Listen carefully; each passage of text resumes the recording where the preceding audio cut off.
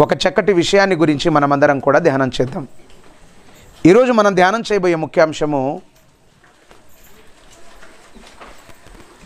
యాజకుడు చేయవలసిన పనులేవి. యాజకుడు చేయవలసిన పనులేవి. ప్రభునందు ప్రియులరా, యాజకుడు, యాజకత్వము, ఈ యాజకుడు, యాజకత్వము అనే పదాలను మనం పిలుస్తాం. యాజకుడు అంటే తెలుగులో పూజారి లేదా పురోహితుడు లేదా దేవాలయ కార్యక్రమాలలో నిమగ్నమైన వాడే యాజకుడు. అదేవిధంగా ఇంగ్లీష్లో ఇదే యాజకుడు అనే పదాన్ని ఏమని పిలుస్తారంటే ప్రీస్ట్ లేదా మినిస్టర్ లేదా యాజకుడు లేక ప్రీస్ట్హుడ్ అని పిలుస్తారు. యాజకుడు అని తెలుగులో, పూజారి అని తెలుగులో, పురోహితుడు అని తెలుగులో, దేవాలయ కార్యక్రమాలను చూసేవాడని తెలుగులో అంటారు. ఇంగ్లీష్లో ప్రీస్ట్ లేదా మినిస్టర్ లేదా ప్రీస్ట్హుడ్ అని పిలుస్తారు. అయితే వీరు అన్ని పేర్లు ఎవరికై అంటే యాజకత్వం సేవకునికి, యాజకత్వము యాజక ధర్మాన్ని జరిగించేవారికి, యాజకులకు.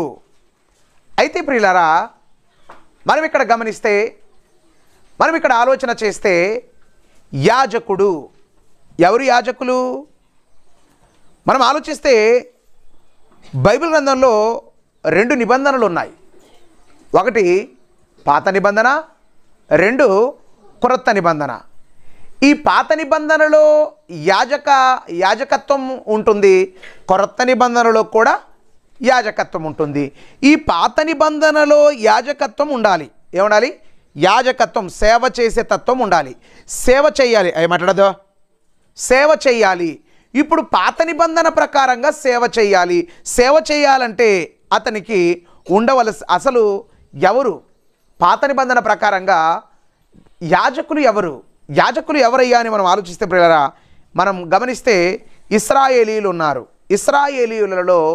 ఇశ్రాయేలీయులు అంటే 12 గోత్రికులు. ఎవరు? 12 గోత్రికులే ఇశ్రాయేలీయులు. ఈ ఇశ్రాయేలీయులైన 12 గోత్రికులలో ఒక గోత్రాన్ని దేవుడు ఏర్పాటు చేశాడు. ఒక గోత్రాన్ని ప్రత్యేకపరిచాడు.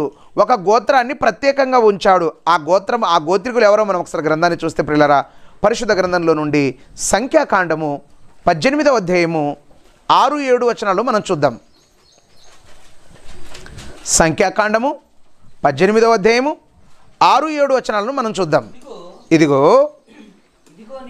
ఇదిగో నేను ఇశ్రాయేలీయుల మధ్య నుండి లేవీయులైన నీ సహోదరులను తీసుకొని ఉన్నాను. ప్రత్యక్షపు గుడారము యొక్క సేవ చేయుటకు వారు యెహోవా వలన మీకు అప్పగింపబడి ఉన్నారు. అయితే ఇక్కడ మనం గమనిస్తే ప్రియులారా, దేవుడు మిగతా 11 గోత్రికులతో మాట్లాడుతున్నాడు. ఏమని మాట్లాడుతున్నాడంటే, నేను మీ సహోదరులను, ఎవరిని? మీ సహోదరులను అంటే లేవీయులను, మీ సహోదరులైనటువంటి వారిని నేను ఏర్పరుచుకొని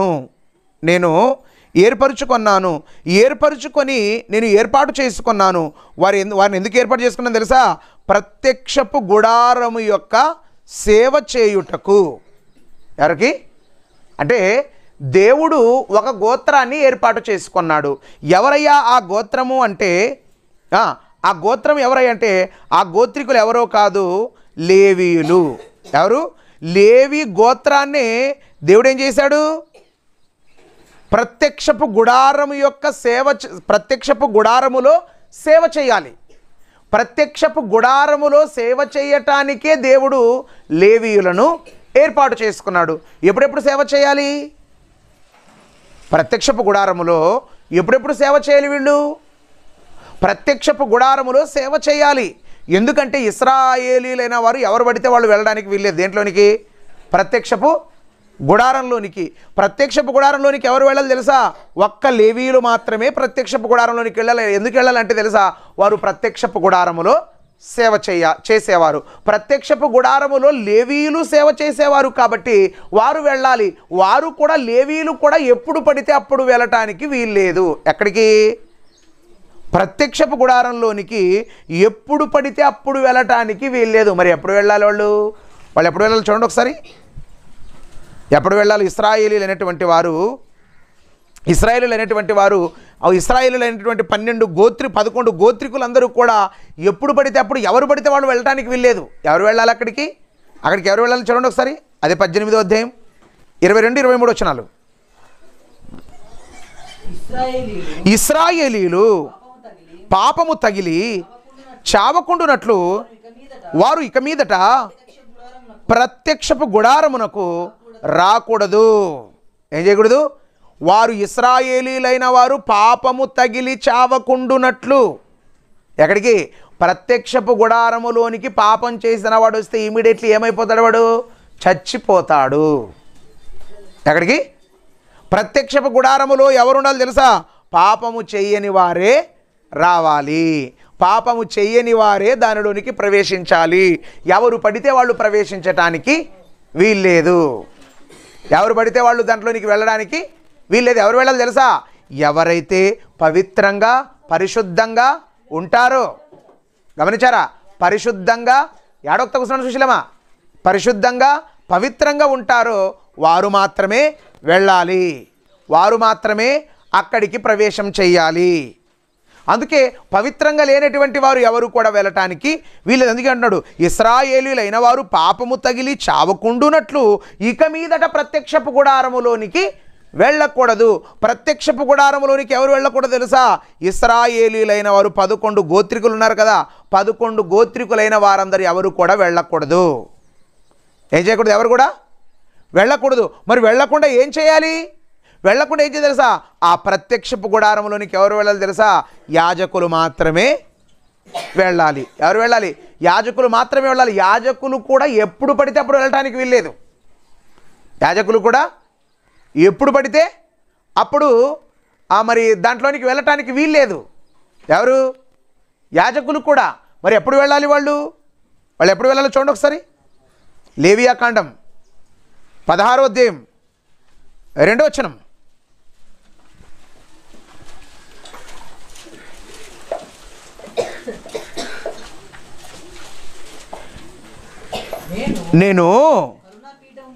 నేను కరుణాపీఠము మీద మేఘములో కనబడుదును గనుక నీ సహోదరుడైన అహరోను చావకుండునట్లు అతడు మందసము మీది కరుణాపీఠము ఎదుటనున్న అడ్డుతెర లోపలికి ఎల్లప్పుడూ రాకూడదు.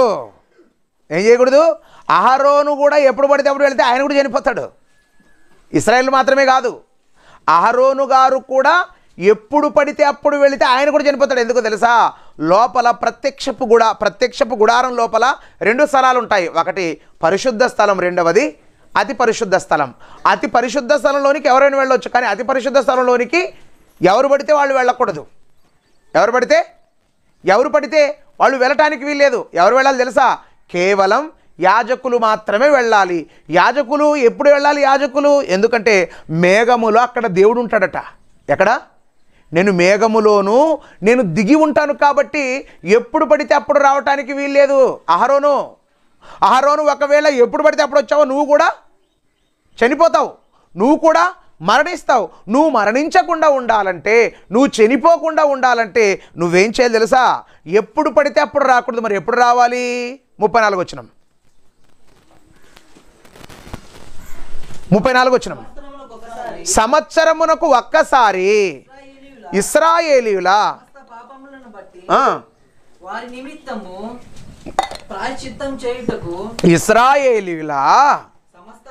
సమస్త పాపములను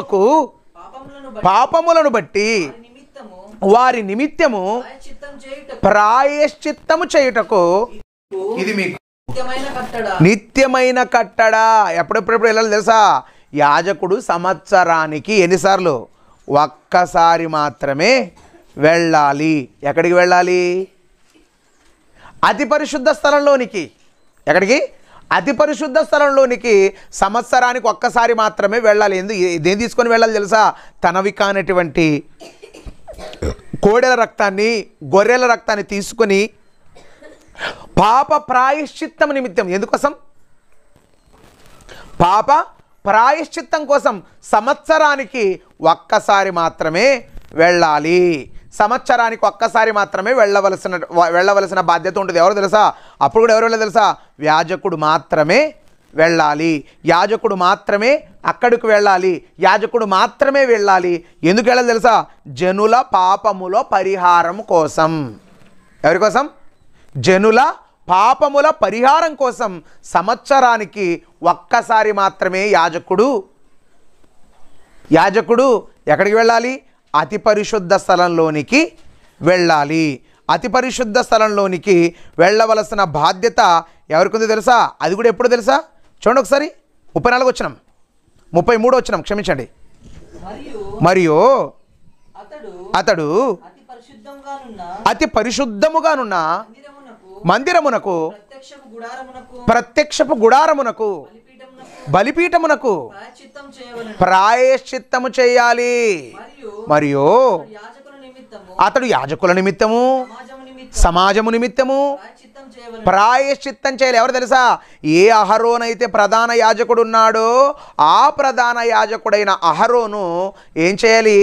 అతి పరిశుద్ధ స్థలంలోనికి వెళ్ళాలి. ఎప్పుడు వెళ్ళాలి అతి పరిశుద్ధ స్థలంలోనికి? సంవత్సరానికి ఒక్కసారి. సంవత్సరానికి ఒక్కసారి ఎందుకోసం వెళ్ళాలంటే యాజకులైన వాళ్ళు పాపం చేశారు కదా. పాపం చేస్తారా చేయరా? యాజకులైన వారు పాపం చేశారు, ప్రజలైన వారు పాపం చేశారు. యాజకులైన వారు, ప్రజలైన వారు, యాజకులైన వారు, ప్రజలైన వారు పాపం చేశారు. కాబట్టి చేసినటువంటి పాపానికి ప్రాయశ్చిత్తం కలగాలి. ఏం కలగాలి? చేసిన పాపానికి ప్రాయశ్చిత్తం కలగాలి. చేసిన పాపానికి ప్రాయశ్చిత్తం కలిగించుకోవడానికే, లేకపోతే ప్రాయశ్చిత్తం కలగడానికే ఏం చేశాడు తెలుసా? యాజకుడు అతి పరిశుద్ధ స్థలంలోనికి వెళ్ళేవాడు. ఎక్కడికి వెళ్ళేవాడు? అతి పరిశుద్ధ స్థలంలోనికి వెళ్ళేవాడు. ఏం తీసుకొని వెళ్ళేవాడు? హెబ్రీ పత్రిక 9వ అధ్యాయం 7వ వచనం. హెబ్రీలకు రాసిన పత్రిక 9వ అధ్యాయము 7వ వచనాన్ని చూద్దాం. సంవత్సరమునకు ఒక్కసారి మాత్రమే ప్రధాన యాజకుడు అక్కడే రక్తము చేత పట్టుకొని రెండవ గుడారములోనికి ప్రవేశించును. ఆ రక్తము తన కొరకును, ప్రజల అజ్ఞాన కృతముల కొరకును అతడు అర్పించును. యాజకుడైన వాడు సంవత్సరానికి ఒక్కసారే వెళ్ళాలి. ఎక్కడికి? ప్రత్యక్షపు గుడారంలోనికి. ఏది వెళ్ళాలి తెలుసా? తన రక్తాన్ని పట్టుకొని వెళ్ళాలి. ఎవరి రక్తం ఇది? తనది కానిది. ఎవరిది రక్తం ఇది? యాజకునిది కాదు ఇది రక్తం. ఎవరిది? మేకల రక్తము, ఎడ్ల రక్తము, కోడెల రక్తము. తన రక్తము కాని రక్తాన్ని తీసుకొని ఎక్కడికి వెళ్ళాలి? రెండవ గుడారం అంటే అతి పరిశుద్ధ స్థలం. అతి పరిశుద్ధ స్థలంలోనికి వెళ్ళాలి. అతి పరిశుద్ధ స్థలంలోనికి వెళ్ళి మనుషులందరూ చేసినటువంటి పాపాన్ని బట్టి, తను చేసినటువంటి తప్పులను బట్టి ఒప్పుకొని అక్కడ ఏం చేయాలి తెలుసా? అక్కడ ఏం చేయాలి? ఆ యొక్క రక్తాన్ని ప్రోక్షించి రావాలి. ఎప్పుడెప్పుడు వెళ్ళాలి? సంవత్సరానికి ఒక్కసారి మాత్రమే. ఎన్నిసార్లు? ఒక్కసారి మాత్రమే వెళ్ళాలి. అంటే యాజకులను ఏర్పాటు చేసుకున్నాడు. ఎవరు ఏర్పాటు చేసుకున్నారు? దేవుడు ఏర్పాటు చేసుకున్నాడు. యాజకులను ఎందుకు ఏర్పాటు చేసుకున్నాడు? ప్రత్యక్షపు గుడారములో సేవ చేయాలి. ప్రత్యక్షపు గుడారములో సేవ చేయవలసినటువంటి సేవ ఏంటినా? వీరు చేయవలసిన సేవ ఏంటి? సేవ ఏంటయ్యా? వీరు చేయవలసిన సేవలేంటో ఒకసారి మనం చూస్తే ప్రియులారా, అదే మనం ముందు చదివింది. అదే సంఖ్యాకాండం 18వ అధ్యాయం 6-7 వచనాలు. సంఖ్యాకాండము 18వ అధ్యాయం 6-7 వచనాలు. కాబట్టి నీవును నీ కుమారులను బలిపీఠపు పనులన్నిటి విషయములోను, బలిపీఠపు పనులన్ని విషయములోను అడ్డతెర లోపటి వాటి విషయములోను యాజకత్వము జరుపుచు సేవ చేయాలి. ఎక్కడ చేయాలి సేవ? ప్రత్యక్షపు గుడారములో బలిపీఠము దగ్గర సేవ చేయాలి, గుడారం వెలుపల సేవ చేయాలి, ప్రత్యక్షపు గుడారములో సేవ చేయాలి. సేవ చేయాలి. ఏంటి వీరు చేయవలసిన సేవ? వీరు చేయవలసిన కార్యక్రమాలు ఏంటి చూడండి ఒకసారి. హెబ్రీ పత్రిక 10వ అధ్యాయం 11వ వచనం. హెబ్రీలకు రాసిన పత్రిక 10వ అధ్యాయం 11వ వచనం. మరియు ప్రతి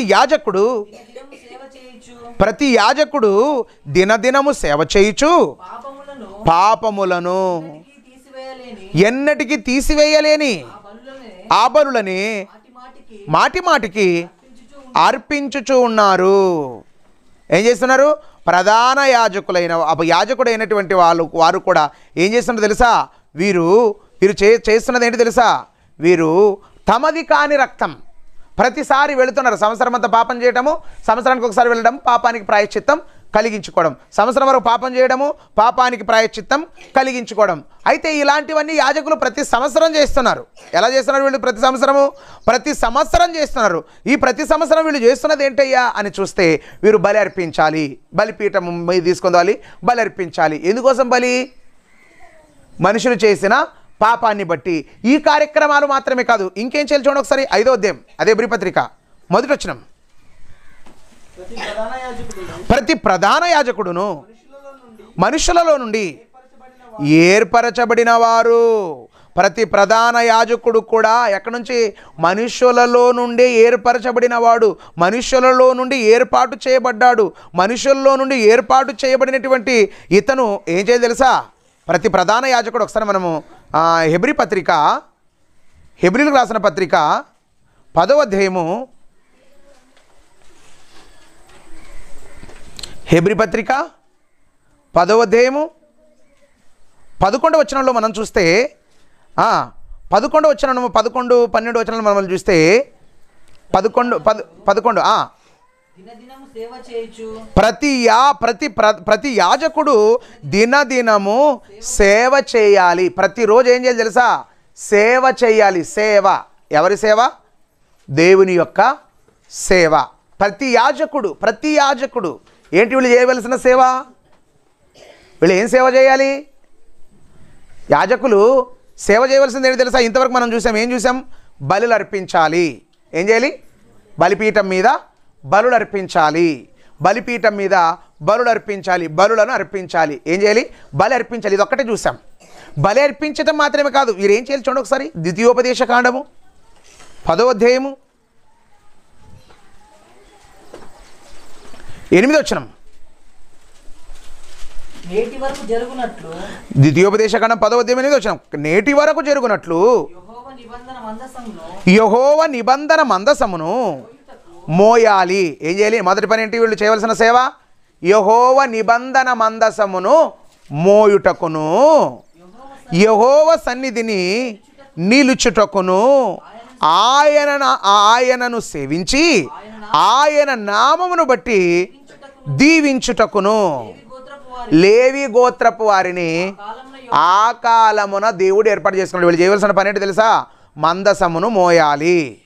ఏం చేయాలి? యెహోవా నిబంధన మందసమును మోయాలి, దేవుని సన్నిధిలోనే నిలబడాలి, ఆయనను సేవించాలి, ఆయన నామమును బట్టి ప్రజలను ఏం చేయాలి? దీవించాలి. వీళ్ళు చేయాల్సిన పని ఏంటి? బలులు అర్పించాలి. నెంబర్ 1 బలులు అర్పించాలి. నెంబర్ 2 మందసాన్ని మోయాలి. నెంబర్ 3 యెహోవా సన్నిధిలోనే ఉండాలి. నెంబర్ 4 ఆయన నామమును బట్టి ప్రజలను దీవించాలి. నెంబర్ 5 ప్రజలకు యెహోవా ధర్మశాస్త్రమును వివరించాలి. యాజకులు చేయవలసిన పనులు ఏంటి తెలుసా? ఇవి మాత్రమే కాదు. వీరు చేయవలసిన పనులు ఏంటి తెలుసా? వీరు చేయవలసిన పని ఇది మాత్రమే కాదు. ఇంకా చూడండి, ద్వితీయోపదేశ కాండము 21వ అధ్యాయము 5వ వచనం.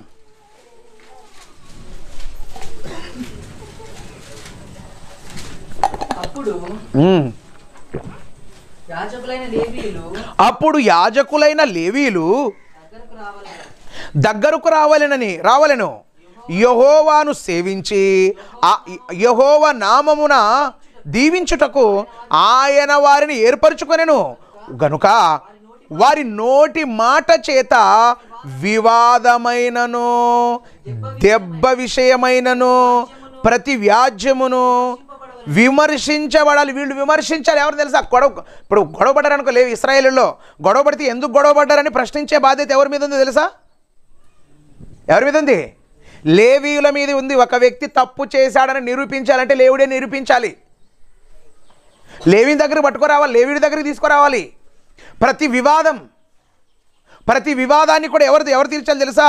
లేవీయులు మాత్రమే తీర్చాలి. ఎందుకు లేవీయులు మాత్రమే తీర్చాలి? లేవీలే ప్రతి విధం. ఒక వ్యక్తికి కుష్ఠవ్యాధి ఉంది, వాడిని ఎక్కడ పెట్టాలి? ఊరు బయట పెట్టాలి. ఎవరు చెప్తే పెట్టాలి? యాజకుడు చెప్తే పెట్టాలి. ఒక ఆమె వ్యభిచారం చేసింది. ఈమె వ్యభిచారం చేసిందా లేదా? ఈమె కన్యకనా కాదా? ఈమె కన్యత్వాన్ని కూడా పరీక్షించే బాధ్యత ఎవరిది? లేవి యాజకుడిదే. ఒక వ్యక్తిని అకస్మాత్తుగా చంపాడు. చంపినటువంటి వ్యక్తికి ప్రొటెక్షన్ భద్రత కల్పించే బాధ్యత ఎవరు తెలుసా?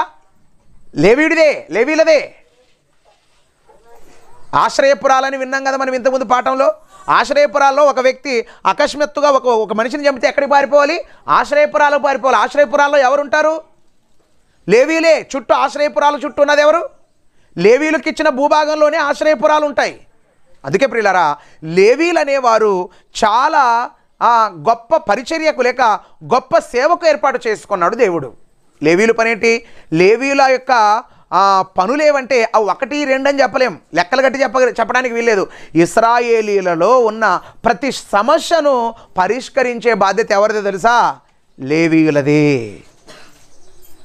ఏమిటి 12 గోత్రాలు ఉన్నాయి కదా? ఎన్ని గోత్రాలు? 12 గోత్రాలు ఉన్నాయి కదా. 12 గోత్రాలని పక్కన పెట్టి లేవీల్ని ఎందుకు ఏర్పాటు చేసుకున్నాడు దేవుడు?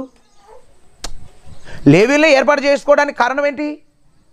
లేవీలు ఏమన్నా దేవుడి కోసం చేశారా? అదే కదా.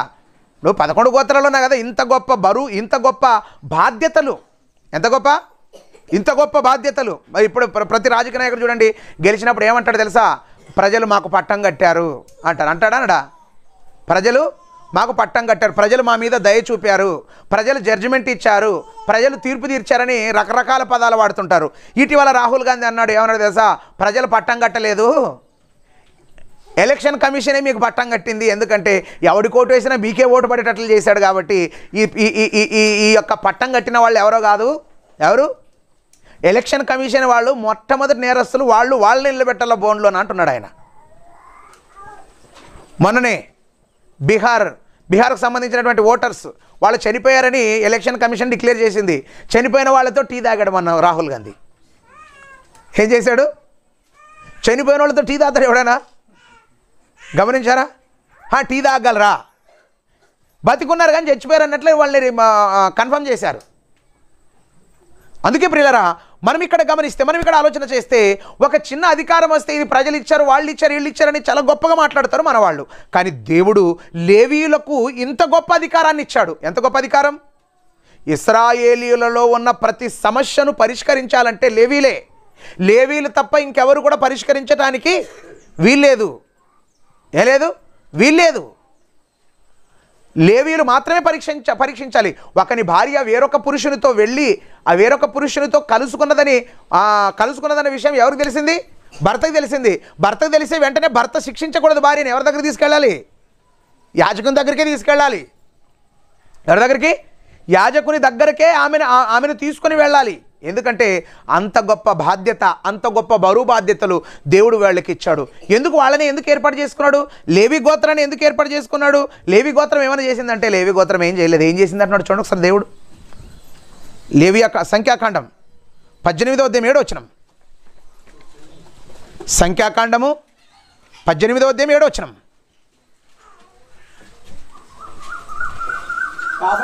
కాబట్టి నీవును నీ కుమారులను బలిపీఠ పనులన్నిటి విషయంలోను, అడ్డతెర లోపలి దాని విషయంలోను యాజకత్వం జరుపుచు సేవ చేయవలెను.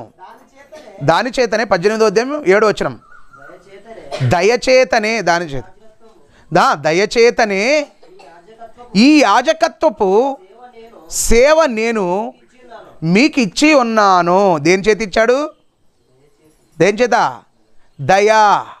దయచేతనే యాజకత్వపు సేవను మీకు ఇచ్చాను. ఎవరికి ఇచ్చాడు దేవుడు? దేని చేత? దేని చేత? వాళ్ళు ఏదో చేశారు, ఏదేదో చేశారని అనేది లేదు. ఆయన దయచేత వాళ్ళ మీద దయ కలిగింది దేవుడికి. దయచేత వాళ్ళని తన సేవకు ఏర్పాటు చేసుకున్నాడు. దయచేతనే తన సేవకు ఏర్పాటు చేసుకున్నాడు తప్ప ఇందులో లేవీయుల యొక్క గొప్పతనం ఏమీ కూడా లేదు. మనం గమనించారా? యాజకులు ఎవరు? లేవీయులు. యాజకులు ఎవరు? లేవీయులు. లేవీయులైన యాజకులు ఏం చేయాలి? బలులు అర్పించాలి. ఏం చేయాలి? బలులు అర్పించాలి. అంత మాత్రమే కాదు, బలులు అర్పించాలి. ఇశ్రాయేలీయులకు ధర్మశాస్త్రాన్ని బోధించాలి. అంత మాత్రమే కాకుండా ఇశ్రాయేలీలలో ఉన్న వివాదాస్పదమైన ప్రతి విషయాన్ని ప్రతి సమస్యను ఎవరు పరిష్కరించాలి? లేవీయులే పరిష్కరించాలి. అయితే లేవీయులనే దేవుడు ఎందుకు ఎన్నుకున్నాడు? తన సేవ కోసం లేవీయులనే దేవుడు ఎందుకు ఎన్నుకున్నాడంటే లేవీ గోత్రాన్ని ఎందుకు ఎన్నుకున్నాడంటే లేవీ గోత్రాన్ని దయచేత. దేని చేత? దయచేతనే లేవీ గోత్రాన్ని దేవుడు తన సేవకు తీసుకున్నాడు. అయితే ఇంతవరకు లేవీయులు సేవ చేశారని మనం మాట్లాడతాం. లేవీయులు సేవ చేయాలంటే ఎప్పటి నుంచి సేవ చేయాలి? మహారాజు, ఒక లేవీయుడు, ఇప్పుడు నేనే లేవీయుడు అనుకో, లేవీయుడినైనా నేను దేవుని సేవకు వెళ్ళాలి, ప్రత్యక్షపు గుడారం సేవకు వెళ్ళాలి. సేవకు వెళ్ళాలంటే నేను ఎప్పటి నుంచి వెళ్ళాలి?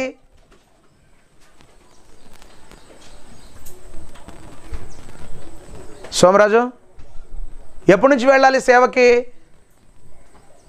సేవ చేయాలి కదా. సేవ చేయకూడదా? లేవి గోత్రికులు సేవ చేయాలి. లేవి గోత్రాన్ని సేవకు ఎన్నుకున్నాడు దేవుడు. లేవి గోత్రములో ఉన్నటువంటి వారు సేవకు వెళ్ళాలి. సేవకు వెళ్ళాలంటే ఎప్పటి నుంచి సేవకు వెళ్ళాలి వాళ్ళు?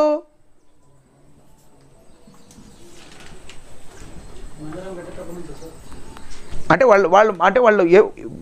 వాళ్ళ ఏజ్, వయస్సు. ఓకే, చూద్దాం ఒకసారి. జీనాని యాదవ్ గుడి గుర్తులో ఒక రాయి వేసాడే, చూద్దాం ఒకసారి. సంఖ్యాకాండం 4వ అధ్యాయం 3వ వచనం.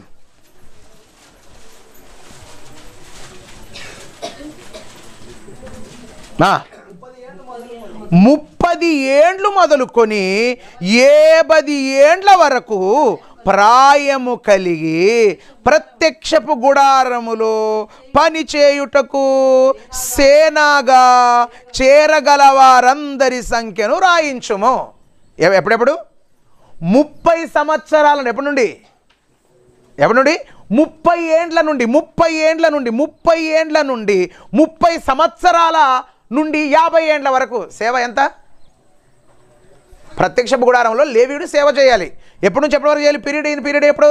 30 నుంచి 50 ఏండ్ల వరకు. 50 ఏండ్ల వరకు సేవ చేయడానికి లెక్కలు రాస్తున్నారు. ఇక్కడ లెక్కలు రాస్తున్నారు. మరి ఎంతకు తగ్గకూడదు అంటున్నాడు? ఎంతకు తగ్గకూడదో తెలుసా? ఎంతకు తగ్గకూడదో మనం ఒకసారి మన గ్రంథాన్ని చూద్దాం. దినవృత్తాంతముల మొదటి గ్రంథము 23వ అధ్యాయం 24వ వచనం. దినవృత్తాంతముల మొదటి గ్రంథము 23వ అధ్యాయం 24వ వచనం. వీరు తమ పితరుల ఇంటి వారిని బట్టి లేవీయులుగా ఎంచబడిరి. పితరుల ఇండ్లకు పెద్దలైన వీరు 20 సంవత్సరములు మొదలుకొని అంతకు పై వయసు గలవారు. మొదటేమి స్టార్టింగ్ ఏముంది? 30. 20 ఏండ్లు పైన అంటే 20 ఏండ్లు పైన వచ్చే ఏండ్లు ఏవేవి? 21, 22, 23, 24, 25, 26, 27, 28, 50 వరకు వస్తుంది. అది మనం గమనిస్తే రాజుల కాలం. ఇది ఎవరి కాలం? ఇది రాజుల పరిపాలన కాలం. రాజుల పరిపాలన కాలంలో కూడా చెప్తున్నారు వీళ్ళు మళ్ళీ మందిరంలో సేవ చేయడానికి. మందిరం రెడీ అయిపోయింది, యెరూషలేము దేవాలయం రెడీ అయింది, రెడీ కాలేదా? దేవాలయం రెడీ అయిపోయింది. అంతకుముందు ప్రత్యక్షపు గుడారం ఉండేది, ప్రత్యక్షపు గుడారం పూర్తయిపోయింది, యెరూషలేము దేవాలయం అయింది. మరి దేవాలయంలో కూడా సేవ చేయాలి. ఇప్పుడు దేవాలయంలో సేవ చేయాలంటే ఏం చేయాలి? మళ్ళీ అప్పటి వరకు సొలొమోను దేవాలయం మనం కట్టించేంత వరకు ఉన్నారా? వాళ్ళు చనిపోయారు. చనిపోతే లేవీయులుగా ఎంచబడినటువంటి వారు ఉన్నారు. ఈ లేవీయులుగా ఎంచబడినటువంటి వారు ఏం చేయాలి తెలుసా? మందిరంలో సేవ చేయాలి. మందిరంలో సేవ చేయాలంటే నాన్న సేవ చేస్తాను, నీవు సేవ చేస్తానని చేతులు ఎత్తేవాళ్ళు దండిగా ఉంటారా? ఉండరా? మీలా మాది పని చేసేవాళ్ళు ఎంతమంది ఉంటారా అంటే ఎంప్లాయీ ఉద్యోగస్తుడు కూడా నాన్న చేస్తానంటాడు. ఏంటికంటే గవర్నమెంట్ జీతం ఇస్తుందంటే, అంతే కదా. నాన్న మాది కూడా సార్, నేను కూడా మాదికి తనం చేస్తాను సార్ అంటాడు, అంతే కదా. మొన్ననే జగన్మోహన్ రెడ్డి గారు అదేది తప్పుడు కొట్టేవాళ్ళకి జీతం చేశాడు, ఇచ్చాడా? డబ్బు ఇస్తే అందరు ప్రతి ఒక్కరు తప్పుడు చేసుకునేది పోయేది. ఒక్క మాటలో చెప్పాలంటే చెప్పమంటారా? అసలు తప్పెడు పుట్టింది మన నుంచి. తప్పెడుకు మూలకర్తలు ఎవరు తెలుసా? మనమే. సిగ్గుచేట ఏంటి తెలుసా? మ్యూజిక్ డైరెక్టర్ అనే దరిద్రుడు ఎవడు మనోడు లేడు. ఎవడన్నాడా?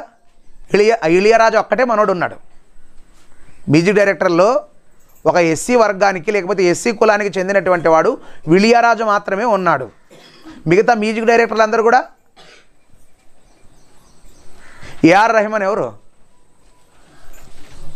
తప్పుడు కొట్టేవాడా? చెప్పండి. వీళ్ళు తప్పుడు కొట్టేవాళ్ళ? ఏముండదంటే మన పరిస్థితి ఎట్లుండదంటే ఇంత ఇచ్చే సాలు తాగేది ఏమో కొట్టేది కూర్చుంది అంతే. యాక్చువల్గా అయితే ఈరోజు ప్రపంచవ్యాప్తంగా మరి గమనించారా? ప్రపంచవ్యాప్తంగా లేకపోతే మన భారతదేశంలో మొట్టమొదటి మ్యూజిక్ డైరెక్టర్గా ఉండవలసింది మాదిగలే ఉండాలి. ఎవడున్నాడు మాదిగలు చెప్పండి? ఎవడున్నాడా? ఎవడు లేడు. కారణం అంతే, మనది డప్పే అంతే. కాబట్టి పిల్లలు మనం ఆలోచన చేస్తే ఇక్కడ మనం గమనిస్తే యాజకత్వపు సేవను వీరే చేయాలి. వీరినే ఎందుకు ఏర్పాటు చేసుకున్నాడు? వీళ్ళు ఎంత వయసు నుంచి చేయాలి తెలుసా సేవ? 30-20 సంవత్సరాల పైనుండి 20 సంవత్సరాల పైనున్నటువంటి వారే సేవ చేయాలి. సేవ చేయటానికి అర్హులు. 20 సంవత్సరాల కింద ఉన్నటువంటి 20 సంవత్సరాల కింద ఉన్నటువంటి వారు ఎవరు కూడా సేవ చేయటానికి వీల్లేదు. అయితే దేవుడు ఏ గోత్రాన్ని ఎన్నుకున్నాడు చెప్పాలి? ఏ గోత్రాన్ని ఎన్నుకున్నాడు? లేవి గోత్రాన్ని ఎన్నుకున్నాడు. లేవి గోత్రాన్ని ఎందుకు ఎన్నుకున్నాడు? లేవి గోత్రంపై దయ ఉంది. లేవి గోత్రాన్ని దయచేత లేవి గోత్రాన్ని ఏర్పాటు చేసుకున్నాడు. ఈ లేవి గోత్రికులు చేయవలసిన పనులేంటో తెలుసా? వీరు చేయవలసిన పనులు అనేకమైనవి. మందిరంలో సేవ చేయాలి, బలులు అర్పించాలి, లేకపోతే ధర్మశాస్త్రాన్ని బోధించాలి, బలులు అర్పించాలి, ధర్మశాస్త్రాన్ని బోధించాలి, ప్రజల్లో ఉన్న ప్రతి వివాదాస్పదమైన సమస్యను పరిష్కరించాలి.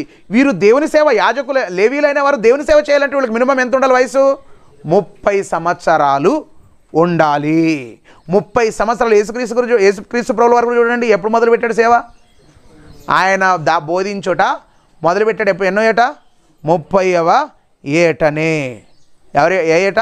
30 సంవత్సరంలోనే. ఎందుకంటే యేసు ప్రభువుల వారు కూడా దేని కింద ఉన్నాడు? ధర్మశాస్త్రం కిందే ఉన్నాడు. యేసుక్రీస్తు మరణించిన తర్వాత ధర్మశాస్త్రం కొట్టివేయబడింది. యేసుక్రీస్తు బ్రతికున్నప్పుడు, సువార్త ప్రకటించినప్పుడు, ఆయన వెళ్ళినప్పుడు, అద్భుతాలు చేసినప్పుడు ఆయన దేని కింద ఉన్నాడు? ధర్మశాస్త్రం క్రిందుండే ఇవన్నీ కూడా చేశాడు. Right, okay. ఇది మనం ఇంతవరకు చూసాం కదా. ఇంతవరకు చూసిన ఇది ఏంటి అంటే ఇది పాత ధర్మశాస్త్రం. ఏది? పాత నిబంధనలో ఉన్న యాజకత్వం. ఏది? పాత నిబంధనలో ఉన్న యాజకత్వం. పాత నిబంధనలో దేవుడు తన సేవ కోసం ఎవరిని ఏర్పాటు చేసుకున్నాడు? కేవలం లేవీయులను మాత్రమే ఏర్పాటు చేసుకున్నాడు.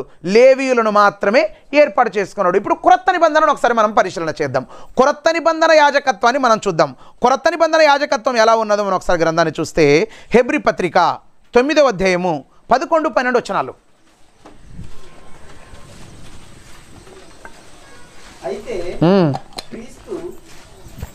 అయితే క్రీస్తు రాబోవుచున్న మేలుల విషయమై ప్రధాన యాజకుడుగా వచ్చి ప్రధాన యాజకుడుగా వచ్చి తానే నిత్యమైన విమోచన సంపాదించి హస్తకృతములు కానిది అనగా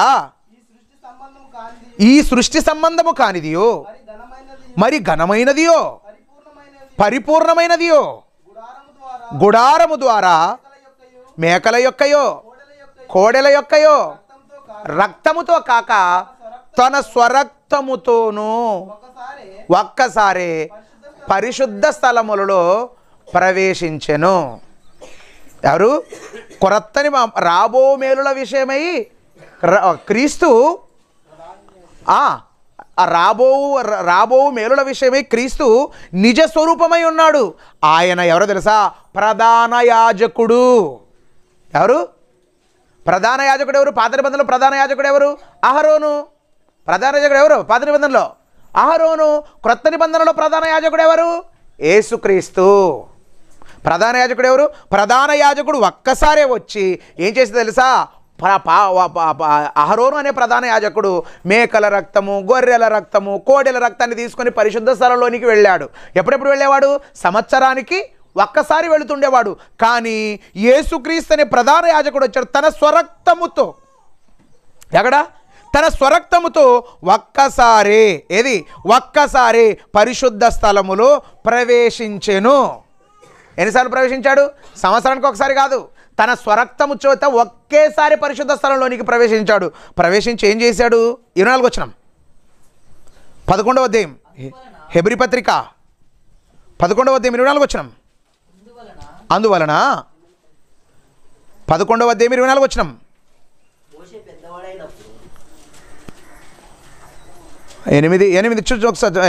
9 చదవండి. అందువలన నిజమైన పరిశుద్ధ స్థలమును పోలి హస్తకృతమైన పరిశుద్ధ స్థలములలో క్రీస్తు ప్రవేశింపలేదు. కానీ ఇప్పుడు మన కొరకు దేవుని సముఖమందు కనబడుటకు పరలోకమందే భూ సంబంధమైన దీంట్లో ప్రవేశించలేదు. మొదటి నిబంధనలో పాత నిబంధనలో యాజకుడు ఎక్కడ ప్రవేశించేవాడు? ఈ ప్రత్యక్షపు గుడారములోనికే ప్రవేశించాడు. యేసుక్రీస్తు అయితే ఏం చేసేది తెలుసా? పరిశుద్ధ స్థలంలోనికి, ఈ పరిశుద్ధ స్థలంలోనికి ప్రవేశించలేదు. కానీ పరలోకానికే ప్రవేశించాడు. అయితే ప్రియులారా, ఇక్కడ మనం ఆలోచించారా? కొత్త నిబంధన ప్రకారంగా ప్రధాన యాజకుడు ఎవరు? హలో, ప్రధాన యాజకుడు ఎవరు? ప్రధాన యాజకుడు ఎవరు? ప్రధాన యాజకుడు ఎవరు? ప్రధాన యాజకుడు ఎవరు? యేసు క్రీస్తు. ప్రధాన యాజకుడు యేసుక్రీస్తు. మరి యాజకులు ఎవరు? పేతురు గారు రాసిన మొదటి పత్రిక 2వ అధ్యాయము 9వ వచనాన్ని మనం చూద్దాం. అయితే మీరు చీకటిలో నుండి ఆశ్చర్యకరమైన తన వెలుగులోనికి మిమ్మును పిలిచిన వాని గుణాతిశయములను ప్రచురము చేయ నిమిత్తము ఏర్పరచబడిన వంశమును, రాజులైన యాజక సమూహమును. ఎవరో తెలుసా? ఎవరు? యేసుక్రీస్తు ప్రధాన యాజకుడైతే యాజకులందరూ ఎవరు తెలుసా? క్రీస్తు రక్తముతో కడగబడిన వారే. నేను ఎవరిని?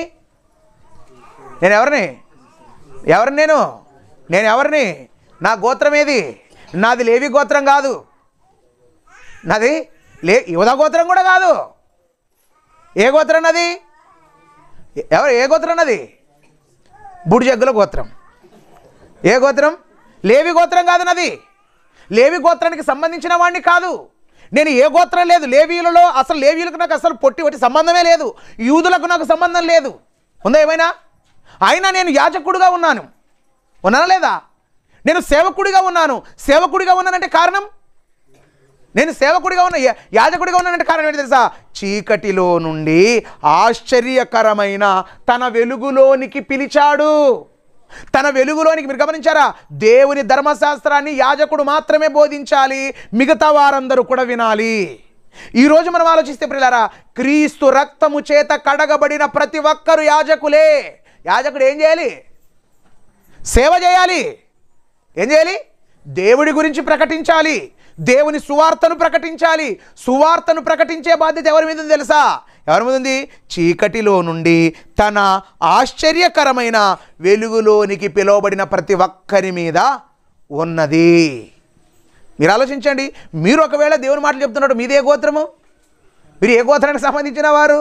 మీ గోత్రాలు మీకున్నావు, నా గోత్రాలు నాకున్నాయి, ఎవరి గోత్రాలు వారికి ఉన్నాయి. మనం అసలు ఇశ్రాయేలీల 12 గోత్రాలకు సంబంధించిన వారము మనము కానే కాదు. కారణం కారణం కారణం యేసుక్రీస్తు ప్రధాన యాజకుడు, మనం ఎవరో తెలుసా? యాజకులం, రాజులైన యాజక సమూహం. చూడండి ఒకసారి హెబ్రీ పత్రిక 7వ అధ్యాయం 14వ వచనం. హెబ్రీలకు రాసిన పత్రిక 7వ అధ్యాయం 14వ వచనం. మన ప్రభువు యూదా సంతానమందు జన్మించననే మాట స్పష్టమే, నిజమే. ఆ గోత్ర విషయములో యాజకులను గురించి మోషే ఏమీ చెప్పలేదు, మరియు శరీరానుసారముగా నెరవేర్చబడు ఆజ్ఞగల ధర్మశాస్త్రమును బట్టి కాక నాశనము లేని జీవమునకున్న శక్తిని బట్టి నియమింపబడి. ఏమన్నా తెలుసా? నేను యేసుక్రీస్తు ఏ గోత్రంలో పుట్టాడు? యూదా గోత్రములో పుట్టాడన్నమాట నిజమే. కానీ యాజకులు ఎవరున్నారు అక్కడ? మోషే ఉన్నాడు. అదేవిధంగా ధర్మశాస్త్రానికి మూలకారకులు మోషే ఉన్నాడు. కానీ మోషే మాత్రం ఇంక లేవి గోత్రాన్ని గురించి చెప్పలేదు. చెప్పారా? ఇక మిగతా సందర్భాల్లో లేవీలే ఉండాలని చెప్పారా? చెప్పలేదు. మరి ఏం చెప్పారు వీళ్ళు? లేవీలు మాత్రమే వీళ్ళే ఉండాలి, వీడి గోత్రమే ఉండాలి చెప్పలేదు. కాబట్టి క్రీస్తు వచ్చిన తర్వాత ఏం చేశాడయ్యా అని మనం చూస్తే 12వ వచనం. ఇదివాక యాజకులు మార్చబడిన ఎడల అవశ్యముగా యాజక ధర్మము కూడా మార్చబడింది. యాజకులు మార్చబడ్డారు, యాజక ధర్మం కూడా మార్చబడింది. యాజక ధర్మం మార్చబడింది. యాజకుడు మారాడంటే యాజక ధర్మం కూడా మారిపోయింది. ఏంటి ఇప్పుడున్న యాజక ధర్మం? ఇప్పుడున్న యాజక ధర్మం ఏంటి? వాళ్ళు బలులు అర్పించారు. ఎవరు? వాళ్ళు బలులు అర్పించారు. ఇప్పుడు మనం ఏం చేయాలి? యాజకులే. మనం కూడా యాజకులే. వాళ్ళు పాత నిబంధన యాజకులు, మనం క్రొత్త నిబంధన యాజకులు. క్రొత్త నిబంధన యాజకులు ఏం చేయాలి? వాళ్ళు బలులు అర్పించారు, మనం కూడా బలులు అర్పించాలి. వాళ్ళు బలులు అర్పించారు, మనం కూడా బలులు అర్పించాలి. చూడండి ఒకసారి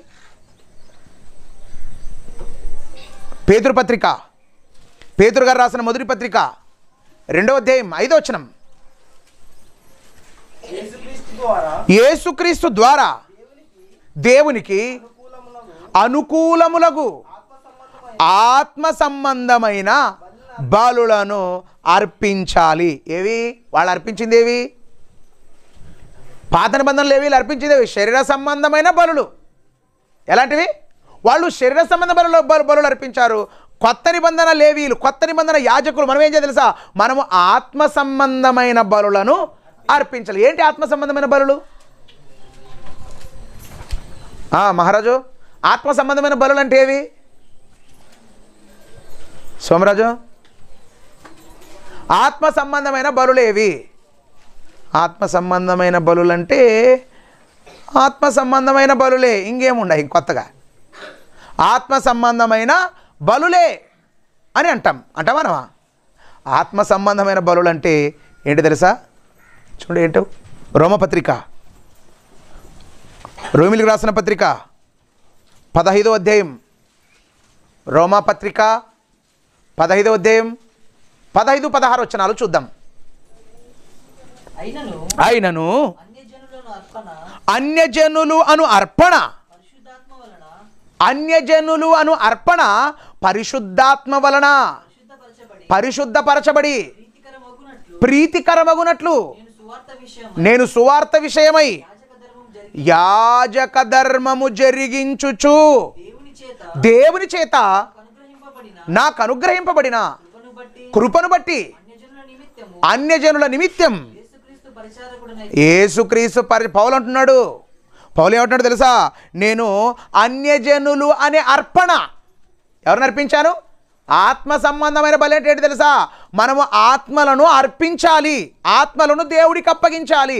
తండ్రి దేవుడా, నేను ఈ సంవత్సరంలో 2 రక్షించాను, నీకు అప్పగిస్తున్నా. దేవుడా, ఈ సంవత్సరము 3 రక్షించాను, 3 ఆత్మలు రక్షించాను, నీకు అప్పగిస్తున్నాను. దేవుడా, ఈ సంవత్సరం నేను 5 మందిని రక్షించాను, 5 మందిని కాపాడాను, నీకు అర్పిస్తున్నా. ఆత్మ సంబంధమైన బలులు ఏంటి తెలుసా? అపోస్తులైన పౌలు గారు ఒక్కడే బయటకు వచ్చాడు అన్యజనుల మధ్యలోనికి. అన్యజనులు అప్పటికి ఎవరు కూడా రక్షణలోనికి రాలేదు. రక్షణలోనికి రాకపోతే ఏం చేసి తెలుసా? వాళ్ళకు వాక్యాన్ని చెప్పి చెప్పి చెప్పి చెప్పి ఏడుస్తూ చెప్పి వాళ్ళని ఏం చేసి తెలుసా? వాళ్ళు ఏం చేశాడు? క్రీస్తులోనికి నడిపించాడు. క్రీస్తులోనికి నడిపించి దేవుడు చెప్తున్నాడు, దేవా, నేను అన్యజనులు అనే అర్పణను నేను అర్పించను. ఎందుకంటే నేను అలాంటి సేవలు, అలాంటి ప్రీతికరమైన యాజకత్వాన్ని నేను జరిగిస్తున్నా, ప్రీతికరమైన సేవను నేను జరిగిస్తున్నా. కాబట్టి ఆత్మ సంబంధమైన బలులను నేను ఏం చేస్తాను అంటున్నాడు తెలుసా? అర్పిస్తున్నాడు. అంటే మనం కూడా బలులు అర్పించాలి. మనం కూడా ఏం చేయాలి? మనం కూడా బలులు అర్పించాలి. ఏ బలులు? మనము ఆత్మ సంబంధమైన బలులు అంటే మనం ప్రజలనే దేవునికి బలిగా అర్పించాలి, ప్రజలనే దేవునికి అప్పగించాలి. నేను కాపాడిన వాళ్ళు ఇంతమంది, నువ్వు కాపాడిన వాళ్ళు ఇంతమంది, ఒకరొకరు మనలో ఉన్నటువంటి మనం అందరం కదా, మనమందరం కూడా ఒకరొకరు. నేను ఒక్కడే కాపాడడం కాదు, మీరు మీ బాధ్యత మీకు కూడా ఉండాలి. మీరు గమనించారా? గొర్రెలు కాపరే గమనించారా? గొర్రెలు ఉంటాయి, చాలా గొర్రెలు ఉంటాయి, ఉండవా? ఇప్పుడు గొర్రె ఏం చేస్తుంది? ఫస్ట్ ఒక గొర్రె ఉంటుంది, ఒక గొర్రె విన్నాక ఇంకొక గొర్రె పెద్దగా అవుతుంది. అదేం చేస్తుంది? అది కూడా ఉంటుంది. ఇంకోటి ఏం చేస్తుంది? అది కూడా ఉంటుంది. అదే ఇండివిజువల్గా వింటే పెద్ద మంది అవుతుంది. అవుతుందా? అవుదా? ఇప్పుడు నేనేమంటాను తెలుసా? నేను ఫస్ట్ గొర్రె, నేను కొంతమందికి మీకు సువార్త ద్వారా జన్మనిచ్చిన తర్వాత మీరేం చేశారు? మీరు గొర్రె పిల్లలుగా మీరు పుట్టారు, మీరు పెద్ద గొర్రెలు అయ్యారు. పెద్ద గొర్రెలు అయిన తర్వాత మీరు ఏం చేయాలి తెలుసా? సువార్త ద్వారా మీరు కొంతమందిని కనాలి. ఏం చేయాలి? సువార్త ద్వారా కొంతమందిని కనాలి. నెక్స్ట్ ఇంక తర్వాత వచ్చిన వాళ్ళు ఏం చేయాలి? సువార్త ద్వారా ఇంకొంతమందిని కనాలి. ఇట్లా మనం సువార్త ద్వారా కంటూ వెళ్ళిపోయామనుకో, మనం ఎంత అవుతుందో తెలుసా? పెద్ద మంది అవుతాం. ఏమవుతాం? మన దరిద్రమేమో కానీ వచ్చినోడే ఊడిపోతాడు, కానీ మనం మాత్రం కొత్తది మనం సువార్త ద్వారా కనలేకపోతున్నాం. సువార్త ద్వారా కనలేకపోతున్నామంటే కారణం ఏంటి తెలుసా? మనం సరిగ్గా లేము. మనం క్రొత్త నిబంధన యాజకులుగా ఉన్నాం, కానీ యాజక ధర్మమును మనము జరిగించటం లేదు. అందుకే చూడండి ఒకసారి రోమిలకు రాసిన పత్రిక 7వ అధ్యాయం 6వ వచనం.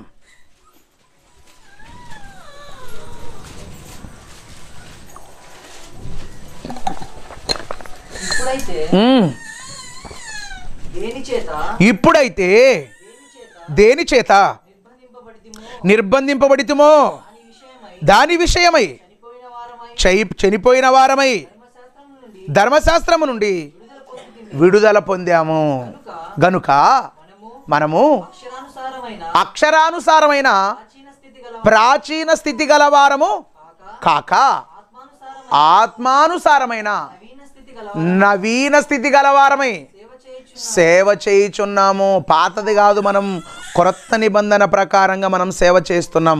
మన సేవలో ఏం చేయాలి తెలుసా? క్రీస్తు రాజ్యం విస్తరించాలి. ఏం చేయాలి? క్రీస్తు రాజ్యం విస్తరించాలి. ఈ మధ్యలో ఒకటి అమాస ప్రార్థన అని మొదలయ్యేది. మరి మనలో కూడా పోయేవాళ్ళు ఎవరైనా ఉండారేమో మనకు తెలియదు, కానీ అమాస ప్రార్థనకు మన దగ్గర నుంచి కూడా పోయేవాళ్ళు ఉన్నారు. ఎక్కడున్నాడు?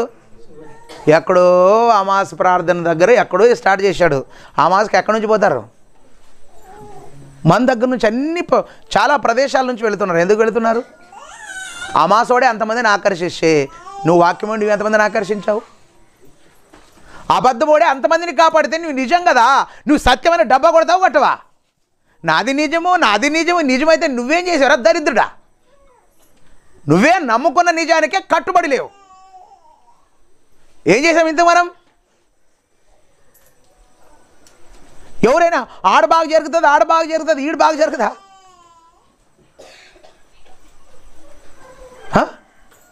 ఆలోచించండి. ఎక్కడెక్కడో వేరే ప్రదేశాలకు అక్కడంటే అక్కడే కాదు, ఎక్కడంటే ఎవరు బెల్లంపల్లికి పోయేవాళ్ళు ఒకరు, షాలాకు పోయేవాళ్ళు కొంతమంది. నేను ఏమంటాను తెలుసా? దేవుని వాక్యం సత్యం, మీరు గమనించారా? సత్యవాక్యం ఎక్కడ వినబడుతుందో అక్కడికి వెళ్ళండి. అబద్ధం ఎక్కడ వినబడుతుందో అక్కడ పక్కలో ఉన్నా కూడా వెళ్ళొద్దండి. ఏమంటాను? సత్యము 1000 కిలోమీటర్ల దూరంలో వినబడుతుందంటే కూడా నువ్వు ఉండు అక్కడ వెళ్ళి. సత్యము మన ఇంటి గుద్దెనికి, అబద్ధం మన ఇంటి గుద్దెనికి వినబడుతుందంటే కూడా పోవాల్సిన అవసరం లేదు. కారణం, ఎప్పుడైనా సత్యము సత్యమే, అబద్ధము అబద్ధమే. అబద్ధ బోధకులు, అబద్ధాన్ని ప్రకటించే వారందరూ కూడా అంతమందిని ఆకర్షిస్తే, అంతమందిని వారి వైపు తిప్పుకుంటే, మరి నువ్వు దేవుని వైపుని ఎంతమందిని తిప్పే బాధ్యత ఉందా లేదా? నీకు మనకు తిప్పే బాధ్యత ఉందా లేదా? ఉంది ప్రియులారా. మనం తిప్పుతున్నామా? తిప్పేవారుగా మనం ఉన్నామా? తిప్పేవారుగా మనం ఉండాలంటే మనం పని చేయాలి. పని చేస్తేనే తిప్పుతాం, పని చేయకపోతే తిప్పము. ఒక్క ఏమో మాసిపోతుంది, ఆయమ్మ 10 మందికి చెప్తుంది. ఏమంట తెలుసా? అయ్యో బాగా జరుగుతుంది, బాగా జరుగుతుంది, బాగా జరుగుతుంది. 5 మంది పోతారు, ఇంకా నలుగురు పోతారు. ఒక్క ఏమే పోతుంది. ఒక్క ఏమి పోయి ఇద్దరు అవుతారు, ఇద్దరు పోయి నలుగురు అవుతారు, నలుగురు పోయి 6 మంది అవుతారు, 6 మంది పోయి 10 మంది అవుతారు. ఎట్లయితారు? ఇంతే. ఒక అబద్ధానికి ఈ గంటలు తరబడి ఇంత పరిశోధన చేసి బైబిల్లో ఉన్న సత్యాలు చెప్పినా అసలు మీరే సరిగ్గా లేరు. బయట వచ్చేది పక్కకు పెట్టేది దేవుడు ఎరుగది, ఉన్నోడే లేడు. కనుక ప్రియులారా, మనమందరం కూడా క్రొత్త నిబంధన యాజకులం. క్రొత్త నిబంధన యాజకులైనటువంటి మనమందరం కూడా ఏం చేయాలి తెలుసా?